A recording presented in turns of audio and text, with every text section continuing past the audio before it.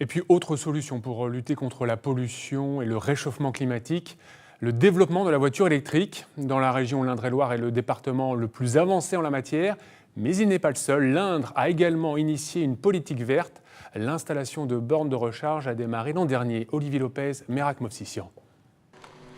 Sur la place Saint-Georges de Bannegon, une borne de recharge électrique est apparue il y a quelques mois et le premier utilisateur, c'est monsieur le maire. En 40 ou 50 minutes maxi, vous avez fait une charge complète de la voiture, c'est-à-dire que vous repartez avec une autonomie pratiquement de 140 ou 150 km, ce qui était agréable en 50 minutes. Tandis que quand vous chargez chez vous, il faut pratiquement 6, 7 et même 8 heures en réalité, pour une charge complète. Un badge facilite le paiement. En un an, le nombre d'utilisateurs réguliers a été multiplié par 2.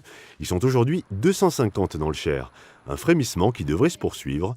D'ici la fin de l'année, ces bornes devraient couvrir tout le département. Le principe, c'est d'avoir une borne minimum tous les 20 km. Donc l'ensemble des 101 bornes sera déployé d'ici la fin de l'année, d'ici fin 2017, et permettra à tout utilisateur de se recharger sur le département, quel que soit son emplacement. La mise en place de bornes est un élément très important. On lève ainsi un verrou psychologique, la peur de la panne, et puis aussi d'économiser de l'argent sur son budget de déplacement. On est sur un budget divisé par 3 quand on roule à l'électrique, donc c'est extrêmement intéressant. Avec une moyenne de 3 € les 100 km, le geste économique rejoint le geste écologique.